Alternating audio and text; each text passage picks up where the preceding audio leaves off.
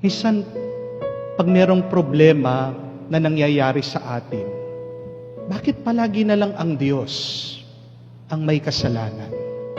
Palagi natin siyang tinatanong, Panginoon, bakit mo pinabayaan na mangyari ito sa akin? Bakit pinapabayaan niyo po na magdusa ang aming pamilya? Bakit hinahayaan niyo po na magkaroon kami ng problema, kaming mag-asawa? Minsan, sinasabi pa nga natin sa Panginoon, wala naman akong ginawang kasalanan eh. Nagsisimba naman ako, nagdadasal ako. Binigay ko naman lahat sa asawa ko. Binigay ko lahat sa biyanan ko. Binigay ko lahat sa mga anak ko. Pero bakit ganito pa rin ang nangyayari sa pamilya? Bakit ganito pa rin nangyayari sa relasyon namin? Bakit nag-aaway-away? Bakit hindi magkaintindihan? Bakit nagbabae itong aking asawa?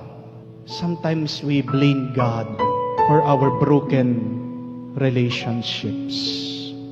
But we should understand that we are living in a broken world.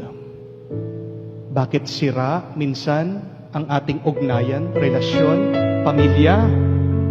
Dahil ang mundo natin ay may sira, may lamat. We are living in a broken world.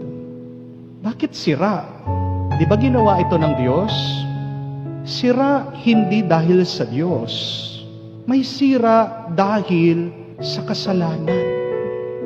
Pag may sira, may hidwaan, may away, hindi ito dahil sa Diyos.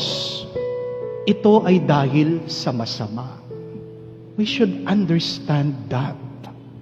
At alam niyo po kung ano pa yung mas lalong nakakasira sa ating relasyon sa bawat isa.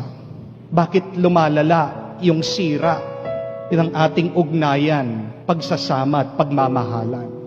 Ito ay dahil may sira na hindi pa tayo nagpapatulong sa Diyos para ayusin ito. What makes the broken relationship worse is we try to fix it ourselves. Di ba po, pag nasira yung gadget, yung gamit natin sa bahay, anong gagawin mo para maayos ito? Dadalin mo dun sa gumawa. Pag nasira yung isang bagay, subukan mo, ayusin mo. Wala kang kaalam-alam. Anong mangyayari? Maayos o masisira? Lalong masisira. Bakit lalong nasira? Hindi mo naman alam ayusin eh. Pero binuksan mo, kinalikot mo, kaya lalong nasira. Pag may sira sa buhay natin, huwag mong aayusin na mag-isa. Magbalik ka dun sa gumawa sa iyo. At sino po yung gumawa sa atin? Ang Diyos. Ang Diyos ang nakakaalam paano niya aayusin ang ating buhay.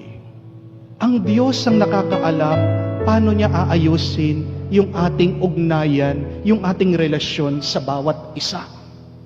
Pero yan yung problema sa atin eh. Pag meron kayong away mag-asawa, ayusin natin ito, tayong dalawa, dito lang tayo. Tapos idadamay mo pa yung mga bata, huwag kayong aalis. Papakita mo sa kanila, paparinig mo sa kanila, magsisigawan, suntukan, sabunutan. You're trying to fix your family all by yourself. That is why you will fail. Mabibigo kayo, mabibigo ka kung hindi kayo magpapatulong sa Diyos. Ang Diyos ang gumawa sa atin. Kaya nga pag tayo ay nasira, ang Diyos din ang nakakaalam paano niya tayo aayusin. Remember this. Our life here on earth will always be broken. And yet with God, we can be complete. Only God can fix us, can repair our broken relationships. Magkakaroon at magkakaroon ng mga sirang relasyon sa ating buhay. Hindi natin maaalis yan.